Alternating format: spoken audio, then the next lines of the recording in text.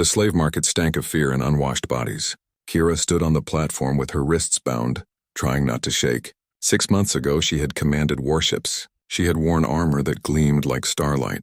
People bowed when she entered a room. Now she wore rags that barely covered her scars, and people looked at her with disgust. She was Valkyrie. Her people were giants among the stars, tall and elegant with abilities that other species could only dream of. They lived for centuries. They could touch minds and move objects with thought alone. The Galactic Coalition feared and respected them. But Kira's mind was broken now. The slavers had put devices in her skull that burned away her gifts. She could barely sense the thoughts of those around her anymore. Even her own people would consider her ruined. The auctioneer was a blob-like creature that spoke through a translator box. It gestured at Kira with 3 of its appendages. Former nobility, it announced to the crowd. Valkyrie warrior caste. Damaged psychic centers but still strong. Good for labor or personal use. Starting bid 500 credits, the crowd murmured. 500 credits was nothing. A good tool cost more than that. Kira kept her eyes down. She had learned not to look at buyers. It only made them angry. 500, someone called out lazily. A Horthian merchant with scales like rust. 550, another voice added. They were not even trying. They were bored. Kira felt something break inside her chest. This was her worth now. Less than a broken machine. She thought of her family, her betrothed, the fleets she once commanded. They had not come for her. 6 months of waiting, hoping, praying to God she no longer believed in. They had declared her dead and moved on. To them she was already gone. 600. The bids crawled upward slowly. No one wanted defective merchandise. She wondered if dying would be easier. The slavers had not guarded her well in recent days. She had thought about it. There were ways to end this, but some stubborn part of her refused. Some tiny flame still burned inside her broken chest. She hated that flame. It kept her alive when death would be merciful. 1,000 credits, a new voice cut through the laziness. The crowd turned to look. Kira looked up despite herself. A human stood near the back. He was not tall, not by Valkyrie standards or even by the standards of most species here. He wore simple work clothes that had been patched many times. His face was weathered, like someone who had seen too many hard years. Dark hair, dark eyes, maybe 30 cycles old. Humans age so fast, the auctioneer seemed surprised. 1,000 from the human. Any other bids? Silence. The Horthian merchant laughed, a hissing sound. Let the human have the broken princess. Fitting, isn't it? Trash buying trash. Other creatures laughed too. Humans were category 3 in the coalition rankings. Weak, short-lived, barely worth noticing. They had no natural weapons, no psychic gifts, no superior technology. They scraped by on the edges of civilized space, doing jobs no one else wanted. And this one was buying a slave he could never control. The human did not react to the insults. He just kept his eyes on the auctioneer, waiting. Sold, the auctioneer finally said. 1,000 credits to the human. Kira felt numb as she was led off the platform. The human completed his transaction with a data pad, transferring credits that probably represented months of work for someone like him. She wondered what he would do with her. Humans were supposed to be weak, but she was weaker now. She could not fight him even if she tried. A slaver removed her wrist bonds and pushed her toward her new owner. She stumbled, catching herself before she fell. The human reached out to steady her, then pulled his hand back when she flinched. "Can you walk?" he asked. His voice was quiet, rough around the edges but not unkind. He spoke in coalition standard, which surprised her. Most humans she had heard spoke badly with thick accents. His words were clear. She nodded. She did not trust her voice. "My ship is this way." He turned and walked toward the exit. He did not grab her arm or put a collar on her neck or any of the things she expected. He just walked as if assuming she would follow. She did. What else could she do? The station corridors were crowded with traders and travelers from 100 worlds. No one looked at them. A human and his slave were not worth noticing. Kira kept her head down and followed the human's back. He moved with purpose, navigating the crowd efficiently without pushing or shoving. He knew this station well. They reached a docking bay where a small ship waited. It was old, maybe 50 years or more, but clean. The hull had been repaired many times. Paint-covered patches where meteor strikes had scarred the metal. The name on the side read Nuri in human script. The human pressed his hand to a panel and the airlock opened. He stepped inside and again waited for her to follow. The airlock cycled.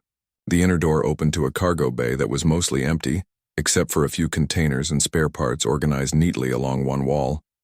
"You can sleep here?" the human said, leading her to a small cabin off the main corridor. It was tiny, barely big enough for the narrow bed and storage locker inside, but it was clean. The sheets looked freshly washed. "There's a bathroom through that door. Water's rationed, but you can shower. I'll bring you clothes that fit better." Kira stared at him. This made no sense. "What do you want from me?" Her voice came out harsh, broken from months of screaming and not speaking. The human looked at her with those dark eyes. There was no cruelty in them, no hunger, just something like sadness. "I want you to rest," he said. "We'll talk later. There's no rush." He left, closing the door behind him. She heard no lock click. She pressed the panel and the door opened easily. She could leave this room whenever she wanted. Kira sat on the bed slowly. Her hands were shaking. She did not understand. Masters did not give slaves clean rooms and privacy. They did not speak gently. They did not walk away without chains or threats. She pulled her knees to her chest and wrapped her arms around them. For the first time in 6 months, she was alone in a space that did not stink of fear. The bed was soft. The air was clean. And she had no idea what happened next. Outside, she heard the ship's engines warm up. They were leaving the station. The human had bought her, and now they were going somewhere. She should be afraid. She had been afraid for so long that it felt normal now, like breathing. But sitting in this small, clean room with unlocked doors, Kira felt something else, something she could not name, something dangerous, hope. 3 weeks passed before Kira spoke more than necessary words. The human, whose name was Day, did not push her. He brought her food 3 times a day. He showed her how to use the ship's systems. He gave her clothes from his own storage, simple shirts and pants that were too big but clean. And he never locked her door. The ship was small but well organized. Every tool had its place. Every surface was clean despite the vessel's age. Kira learned that Day ran cargo between frontier stations, carrying supplies that bigger companies would not bother with. It was dangerous work. The routes he flew went through regions where pirates hunted, and coalition patrols rarely went. She watched him work. He spent most of his waking hours maintaining the ship or planning routes or hauling cargo containers that looked too heavy for his frame. Humans were weak compared to most species. A Velkari could lift 3 times what Day could manage. But he never complained. He just worked steady and constant, like water wearing down stone. On the 24th day, Kira came to the cockpit where Day was eating his dinner. He looked up surprised. She usually ate in her cabin. "Why did you buy me?" she asked. The question had burned in her mind for weeks. Day set down his bowl. He thought for a moment, his face serious. "Because you needed help," he said finally. "And I could give it. That is not a reason. I am nothing to you. Humans do not waste resources on charity. Some do." He picked up his bowl again. "My mother used to say that kindness doesn't need a reason. If you can help someone and choose not to, that says something about who you are." Kira sat down in the co-pilot's chair. It felt strange. This chair was not for slaves. "You wasted 1,000 credits." "Maybe, but I've wasted credits on worse things." He smiled slightly. "At least this time I helped someone. I cannot help you back. I am broken." She touched her head where the neural inhibitors had burned through her mind. "My people would call me defective, worthless." "Your people sound like they have their heads up their asses." The bluntness shocked her. Then unexpectedly she laughed. It came out harsh and rough, like she had forgotten how. But it was a laugh. T grinned at her surprise. "You can help me," he said. "If you want to. I could use someone else who knows how to fix things. Running this ship alone is hard work. You want me to work?" That made more sense than charity. Everyone wanted something, only if you want to. "You can stay in your cabin if you prefer, but I think you would be happier doing something." He paused. "I've seen that look in your eyes, like you are waiting to die. Work helps with that feeling. Keeps your hands busy, keeps your mind from going to dark places." He knew. Somehow this human knew what it felt like. "You have lost things too," she said softly. "Everyone has." He stood up, stretching.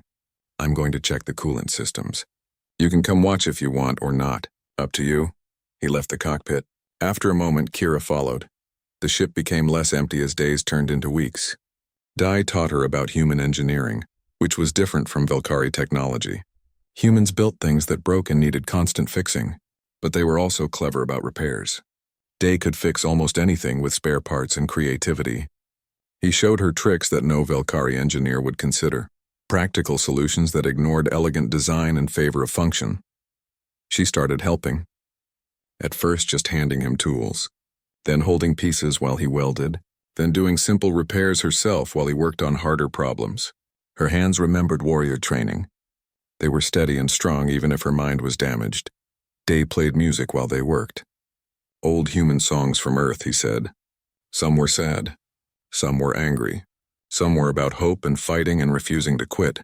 Kira found herself listening to the lyrics. Humans sang about struggling and surviving. They sang about being knocked down and getting back up. Their music was not elegant like Velkari compositions. It was rough and loud and honest. She liked it. One night, Kira woke screaming from a nightmare, the same dream she had every night. The slavers, the pain. The moment she realized no one was coming to save her, she sat in her bed shaking, sweat soaking her shirt. A soft knock came at her door. "Kira, you okay?" She did not answer. She could not speak. "I'm leaving tea outside your door," Day said quietly. "It helps sometimes." With the dreams, his footsteps walked away. She heard his cabin door close. Kira waited several minutes before opening her door. A cup sat on the floor, still steaming. She picked it up. The tea smelled like plants she did not recognize, sweet and a little bitter. She drank it slowly, sitting on her bed. He had nightmares, too. She heard him sometimes through the thin walls. He understood. The ship stopped at a trading station for supplies. Day asked if she wanted to come with him or stay on the ship. She chose to stay. The idea of crowds and staring eyes made her chest tight, but she stood at the airlock and watched him walk across the dock. A group of traders saw him and laughed. She could not hear their words, but she saw their gestures, mocking. They pointed at his ship, at him, at everything about him that marked him as weak and poor and human. Day ignored them. He just kept walking toward the supply depot, his shoulders straight, his steps steady. He had heard this mockery 1,000 times before. He had learned not to react. Anger burned in Kira's chest. These fools thought they were better. They thought their strength or their wealth or their long lives made them superior. But they had never carried cargo through pirate space alone. They had never kept a ship running for decades with spare parts and determination. They had never saved someone for no reason except kindness. They were not better than Day. They were less. When Day returned, he found Kira in the cargo bay, working on a stuck hydraulic system. She looked up at him. "Why did you save me?" she asked again. But this time she wanted a different answer. A deeper one. Day set down his supply crates. He thought for a long moment. "My family died when I was young," he said finally. "Colony failure. Life support malfunction. 200 people died, including my parents and my sister." He sat on a crate looking at his hands. "I survived because I was on a school trip to another station. Just random chance luck." Kira stopped working. She listened. "I spent a long time angry about that. Why did I survive when better people died? Why did luck choose me?" He looked at her. "Then I realized luck doesn't have reasons. Bad things happen. Good things happen. What matters is what you do with the time you get. I could waste my life being angry, or I could try to be the kind of person my mother would be proud of. Someone who helps when they can." "Your mother sounds wise," Kira said quietly. She was. Day smiled sadly. She always said humans are not the strongest or the smartest or the longest lived. But we are stubborn. We do not quit. And we do not abandon people who need help, even when it is hard. Kira felt something shift in her chest. This human had lost everything too. He had been broken too, but he had chosen to keep going. Keep helping. Keep being kind in a galaxy that did not reward kindness. "Thank you," she said, "for buying me. For treating me like a person. You are a person, Kira. Whatever happened to you, whatever your people think, you are still a person. That does not change." She nodded, not trusting her voice. She went back to work on the hydraulic system. But something inside her, something she thought had died in the slave markets, flickered back to life. That stubborn flame grew a little brighter. 4 months after Day bought her freedom, Kira realized she loved him. The thought terrified her more than the slavers ever had. It happened while watching him repair a broken thruster array. He was hanging upside down in a maintenance shaft, his face red from blood pooling in his head, his hands covered in grease. He was cursing quietly at a stuck bolt, his words turning the air blue. And she thought, this is the best person I have ever known. The realization hit her like a physical blow.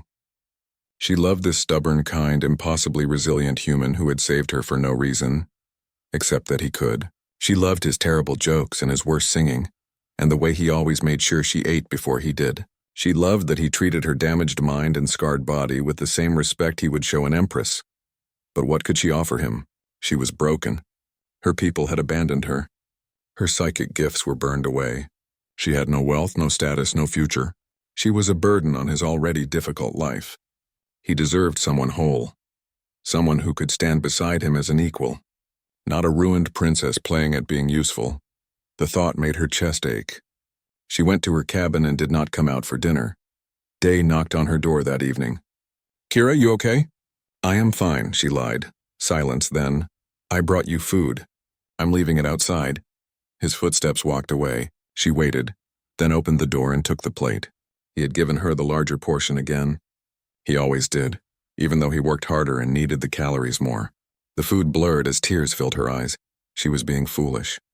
Day had saved her life. He had given her safety and purpose. Wanting more was greedy. Wanting his love in return was impossible. Why would he want someone like her? The next week, the ship docked at a major coalition station for engine maintenance. It was a busy place, full of merchants and travelers and ships from 100 worlds. Day needed to meet with a parts supplier, so Kira came with him. She had gotten better about crowds, though she still stayed close to him. They were walking through the market district when Kira heard a voice that made her blood freeze. "Is that Kira?" She turned slowly. 3 Velkari stood near a merchant stall, tall and elegant in their formal robes. She recognized one of them. Sora, a distant cousin. Her family. They stared at her like she was a ghost. Then their eyes moved to Day, standing beside her, and their expressions shifted to horror. "You are alive," Sora said, stepping closer. "We thought—" "The family declared you dead. After the ambush, they did not look for me." Kira's voice came out flat. "I waited. No one came." Sora had the grace to look ashamed. The family decided the risk was too great. The Hraxan Syndicate demanded too high a ransom. They said you were already gone. That it was kinder to honor your memory than to waste resources on a futile rescue. Kinder. The word tasted like poison. They chose money over my life. You must understand the political situation was complicated. Sora stopped as her eyes focused on Day again. "Who is this?" "Your servant." "I'm Day," he said calmly. "I run a freight business. A human." Sora's voice dripped with disdain. She looked back at Kira. "Come home. Whatever happened to you, the family will help. We can find you a place in the outer estates, somewhere quiet. You don't have to associate with lesser species." Associate. Kira felt anger building in her chest. Day saved my life when my own family left me to die. He gave me food and shelter and respect when I had nothing. He is worth 10 of you. Sora's face hardened. You have been traumatized. We understand. But bonding with a human is beneath you. Even damaged as you are still Velkari. We can find you a suitable match within the lower castes. Get away from us, Kira said, her voice shaking. I want nothing from you or the family. You are all dead to me. She turned and walked away quickly, her heart pounding. Day followed without a word. They did not speak until they were back on the ship, the airlock sealed behind them. Kira went to her cabin. She sat on her bed and tried to breathe. Her hands were shaking. Seeing her family, hearing their contempt, their pity mixed with disgust, it had ripped open old wounds. They had abandoned her, and now they wanted to take her back, to hide her away like a shameful secret. A knock on her door. Kira, she did not answer. Can I come in? Yes, she said quietly. Day entered and sat on the floor, leaving the bed for her. He did not speak, just waited. He had learned to give her space for her thoughts. They left me to die, she finally said. My own blood. I was not worth the cost of rescuing. I'm sorry. And now they want me back, but only to hide me. Only because seeing me with you embarrasses them. She looked at him. You are embarrassing to them. A human. Weak and short-lived and worthless in their eyes. I know what most species think of humans, Day said. It doesn't bother me anymore. I know my own worth. You should be Emperor of the Galaxy, Kira said fiercely. You are better than all of them. Better than my people who abandoned me. better than the coalition that ranks species like livestock. You are the best person I have ever known. Day looked startled. Kira, I love you. The words burst out of her like water through a broken dam. I love you and I know I should not. I am broken and damaged and I have nothing to offer. But I love you and I cannot stop. Silence filled the small cabin. Kira wanted to run, to hide from her confession, but she forced herself to stay, to face his rejection. She owed him honesty after everything he had given her. You think you have nothing to offer? Day said slowly. Kira, you are one of the strongest people I have ever met. You survived torture and slavery and abandonment. You are still here, still fighting.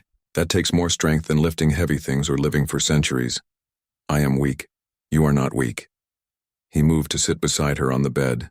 You are healing. That's different. And you have offered me so much already. Your friendship. Your help with the ship. Your company. This life is lonely. It was lonelier before you came. Hope flickered in her chest. Dangerous, terrifying hope. You care for me? Yes. His voice was soft. I didn't buy you expecting anything. But somewhere along the way, you became the best part of my days. I look forward to working beside you. I worry when you have nightmares. I want you to be happy. I want you to be my mate, Kira said. The words came out in a rush. In my culture, we have a bonding ritual. It is permanent and sacred. I want to bond with you. I know I am not worthy. Stop. Dee took her scarred hands in his. Stop saying you are not worthy. You are Kira, that is enough. That has always been enough. She looked into his dark eyes and saw no pity, no disgust, no calculation, just warmth and care and something that might be love. This human who had every reason to be bitter and cruel had chosen kindness instead. He had chosen her. Kira slipped off the bed and knelt in the traditional Velkari posture, her hands open and extended. Her voice shook as she spoke the ancient words in her native tongue, then translated them. I claim you as my mate, my chosen, my forever. I offer you my heart and my loyalty and everything I am. Will you accept this broken one? Day knelt beside her, taking her hands. I accept, not because you are broken, but because you are strong, stronger than you know. You are Kira, and I choose you too. She kissed him then, her heart pounding so hard she thought it might break through her ribs. He kissed her back, gentle and sure. The bond snapped into place in her mind. That deep Velkari connection that tied souls together. She felt his emotions, his steady determination and quiet love. She felt his acceptance of every part of her, scars and all. When they finally pulled apart, Kira was crying. But this time they were good tears. We will face trouble for this, she whispered. The galaxy will not approve. Let them disapprove, Day said. I've never been good at doing what I'm supposed to anyway. She laughed through her tears and held him close. For the first time since the ambush, since her capture, since her family abandoned her, Kira felt whole. Not fixed, not the person she used to be, but whole in a new way. She had chosen her own path, and he had chosen to walk it with her. News spread through the coalition networks like fire through dry grass. A Velkari noble had bonded with a human. The scandal exploded across every communication channel, every social network, every gossip hub from core worlds to frontier stations. Kira's family responded first. They issued a formal statement disowning her completely. She was no longer Velkari in their eyes. Her name was struck from family records. Her titles were revoked. They acted as if she had died in truth, erasing her existence from their history. They moved quickly, Kira said, reading the announcement on her datapad. She sat in the cockpit while Day piloted through normal space. 12 hours and already I am officially dead to them. Are you okay? Day asked, glancing at her. Yes. She meant it. They were dead to me first. This just makes it official. But the family's response was only the beginning. The Velkari Empire itself issued a statement expressing disappointment and disgust. Other noble houses chimed in with their own condemnations. How could she degrade herself? How could she bond with a Category 3 species? It was an insult to their entire culture. The coalition social networks were worse. Kira read the comments despite Day telling her not to. Species she had never heard of felt entitled to share their opinions on her choice. Some called her a traitor. Others said she must be insane, that the slave trauma had broken her mind. A few suggested that Day had somehow tricked or coerced her, as if a human could manipulate a Velkari. Listen to this one, Kira said, anger making her voice sharp. This Centauri merchant says you probably used some kind of human pheromone trick. Because obviously I could not choose you on my own. Kira, stop reading those. This one says I am contaminating the Velkari gene pool and should be sterilized. She threw the datapad across the cockpit. It bounced off the wall and clattered to the floor. They think they know me. They think they understand what happened. They know nothing. Day brought the ship out of transit and engaged autopilot. He picked up the datapad and set it aside, then pulled Kira into his arms. She was shaking with rage. They are all fools, she said into his shoulder. Every one of them. You are worth more than all of them combined. I know my worth, Day said quietly, and I know yours. The rest of the galaxy can think what they want. It doesn't change what we are to each other. She held him tighter. His steady strength calmed her anger. This was why she loved him. He did not bend under pressure. He just kept being himself, solid and true, but the galaxy was not content with words alone. 3 days later, the first mercenaries found them. Day was doing a cargo run to a mining outpost when the ship's sensors picked up 3 vessels on an intercept course. Military grade, fast and heavily armed. Kira was in the cockpit immediately. Pirates? She asked. Wrong area for pirates. Day's hands flew over the controls, changing course. These are bounty hunters. Professional ones. They are after me, probably. He pushed the engines to maximum. The old ship groaned but responded, picking up speed. Hold on. The pursuers matched their acceleration easily. A communication request came through. Day ignored it. Another request. Then a warning shot streaked past their hull, close enough to make the ship's shields flare. Answer them, Kira said. Let me speak. Day hesitated, then opened the channel. A Corthan appeared on the screen. Reptilian features cold and professional. You are carrying wanted cargo. Surrender the Velkari female and we will let you leave unharmed. I am not cargo, Kira said, stepping into view. I am a free person and bonded mate. You have no legal claim to me. Your family has issued a retrieval contract. They want you returned home. Dead or alive, though alive pays better. The Corthan showed teeth. Make this easy, human. Give her to us. This is not your fight. Everything involving my mate is my fight, Day said. His voice was calm but hard. Back off or I will make you regret this. The Corthan laughed. You in what fleet, human? You are alone, weak, you cannot even outrun us. This is over, Day cut the channel. His fingers danced across the control panel. Kira, get to engineering. When I say so, dump all power from life support to the aft shields. We're going to punch through their formation. That is suicide. Their weapons will tear us apart. Trust me. He looked at her. Please, she ran to engineering. Whatever insane plan Day had, she would help him. She was done being helpless. Done letting others decide her fate. The mercenary ships closed in, triangulating their fire. Day watched his screens, waiting for the exact right moment. Then he cut the main engines completely. The ship decelerated hard, throwing them forward against their harnesses. The mercenaries overshot, confused by the sudden change. Now! Day shouted. Kira redirected all available power to the rear shields. The ship spun, engines roaring back to life, accelerating straight through the gap in the formation. The mercenaries fired, weapons tearing into their shields. Alarms screamed. Hull plates buckled, but the shields held just long enough they broke through. Day immediately changed course toward a nearby asteroid field, pushing the damaged ship to its limits. The mercenaries followed, but more cautiously now. The asteroids made targeting difficult. Day flew like a madman, threading through gaps that seemed impossible, using every trick he knew. One mercenary ship clipped an asteroid and spun out, venting atmosphere. The other 2 kept coming but lost ground. Day found a deep crevice in a large asteroid and tucked the ship inside, powering down everything except minimal life support. They sat in darkness and silence, waiting. Kira made her way back to the cockpit. Day was breathing hard, sweat dripping down his face. His hands were shaking slightly from adrenaline. You are insane, she said. Probably. He smiled weakly. But we're alive. The mercenaries searched for an hour before giving up and leaving the system. Dee waited another hour to be sure, then powered up and limped toward the nearest friendly station for repairs. The attack made coalition news.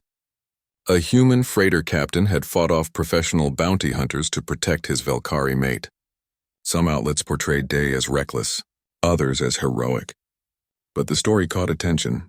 Suddenly people were talking about them not as a scandal, but as something else. A symbol, maybe. A challenge to the old order. Other humans reached out. Freighter captains, miners, colonists, people who lived on the edges of Coalition space doing work that no one noticed. They offered help, safe harbors, information on where bounty hunters were operating. The loose network of human traders began coordinating around the Nuri's movements, providing an informal escort. "Your people are helping us," Kira said, reading the messages. "They barely know you, but they are risking themselves." "Humans look after each other," Day said. "We have to. No one else will." More attacks came. A pirate crew tried to board them at a fuel station. A pair of assassins attempted to poison their food supply. Each time Day and Kira fought them off. Each time they survived through cleverness and determination, and the help of other humans who appeared at just the right moment. And each time, the galaxy watched. The story grew. The broken Velkari princess and the stubborn human freight captain, who refused to bow to pressure. Some species began to see them differently, not as a scandal, but as proof that the Coalition's ranking system was flawed. If a Category 3 human could fight off professional killers to protect his mate, maybe humans were stronger than anyone thought. Smaller species, ones ranked even lower than humans, started sharing the story among themselves. If she could choose her own path, maybe they could too. If he could stand up to the powerful, maybe they could as well. The galaxy's reaction shifted. Still plenty of hatred and mockery, but also something new: support, admiration, hope.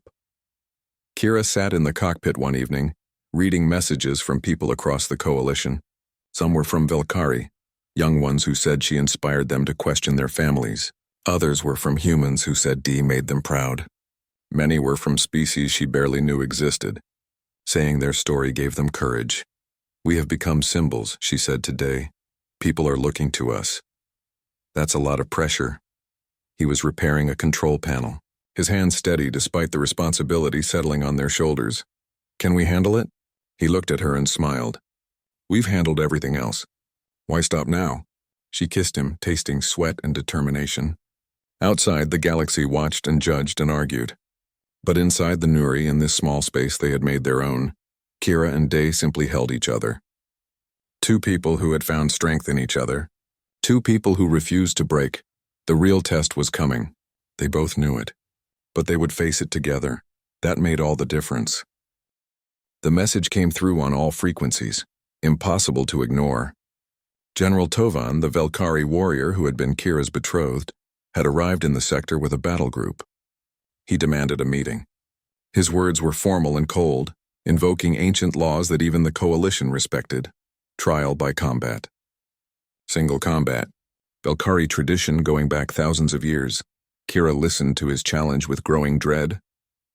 "If Day fights me and wins, the bond is recognized by Velkari law and we are left alone.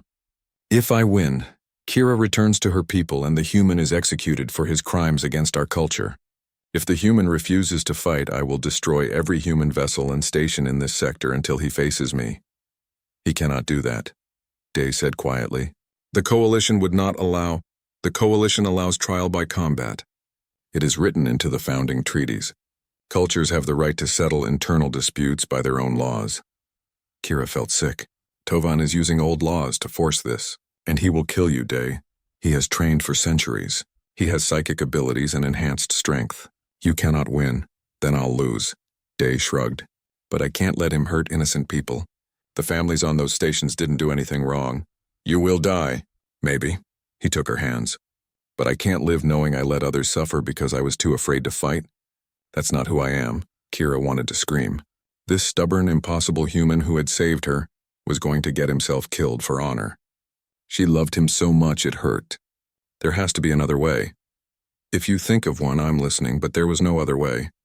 Velkari law was clear. The challenge was legal. Refusing meant condemning hundreds of innocent humans to death. Dai sent his response the next day. He accepted. The combat was scheduled for 1 week later on a neutral station. The whole galaxy would watch. Betting pools opened immediately. The odds were not kind to Day. Most bookmakers gave him less than 1% chance of survival. Humans were not warriors. Velkari were trained killers. It would be a slaughter. Human traders and freighter captains started arriving at the station days early. They came in their battered ships, dozens of them, creating an impromptu fleet around the Nuri. They did not say much. They just came, showing solidarity. If Day was going to die for protecting humans, they would be there to witness it. Kira spent the week training with Day, teaching him what she could of Velkari fighting techniques. But it was hopeless. Tavan had trained since childhood. Day had weeks. The gap was insurmountable. "Why are you smiling?" she asked on the 5th day. They were in the ship's small cargo bay, running through combat drills. Dee had just been thrown across the room for the 10th time. "Because I'm spending time with you," he said, getting up slowly. "If these are my last days, I want to remember them. And you're beautiful when you're worried about me. You are impossible. You love me anyway," she did. God's help her, she did. The day of the trial came too quickly. The station had set up an arena, a large circular space with force fields for walls. Thousands crowded the viewing areas. Millions more watched through broadcasts across the galaxy. This was entertainment for them. A chance to see a human put in his place. Tovan arrived in full ceremonial armor, golden and gleaming. He was tall even for a Velkari, his presence commanding. Psychic energy crackled around him visibly. He looked at Day the way someone might look at an insect, with contempt and no concern at all. Day wore simple clothes, no armor. No weapons except a standard combat blade that the rules allowed. He looked small next to Tovan, fragile and human and doomed. Kira stood at the edge of the arena with the other humans. She could not interfere. Those were the rules. She could only watch. Her hands gripped the railing so hard her knuckles went white. The combat master, a neutral third party, explained the rules. Fight until submission or death. No outside interference. Victory determined by surrender or inability to continue. Both fighters acknowledged understanding. The combat began. Tovan moved first, fast as lightning. His fist crashed into Day's ribs, lifting him off his feet. Day flew backward, hit the force field wall, and crumpled. Blood appeared at the corner of his mouth. The fight was 10 seconds old. The crowd roared. They expected this, a quick finish. Tovan walked toward Day slowly, confident. "Yield, human. I will make your death quick if you do not make me work for it." Day pushed himself up. His hand pressed against his ribs. Probably broken. He did not yield. He just stood there waiting, breathing hard. Tovan struck again. Day tried to dodge but was too slow. A backhand sent him sprawling. Then a kick to the stomach. Then another blow that sent him sliding across the arena floor. He left a trail of blood. Kira felt every impact through their bond. She felt his pain, his determination, his refusal to quit. Tears ran down her face. "Please," she whispered. "Please just surrender." But Day stood up again. His face was a mess of bruises and blood. His breathing was labored. He could barely stand. But he stood. "Why do you not stay down?" Tovan demanded. Frustration colored his voice now. "You cannot win. You are weak, human, inferior." Day spat blood. "Yeah," he said. His voice was rough. "But I'm stubborn," he attacked, clumsy and desperate. Tovan laughed and swatted him aside like a child. Day hit the ground hard. Got up again. Slower this time. Every movement looked agonizing.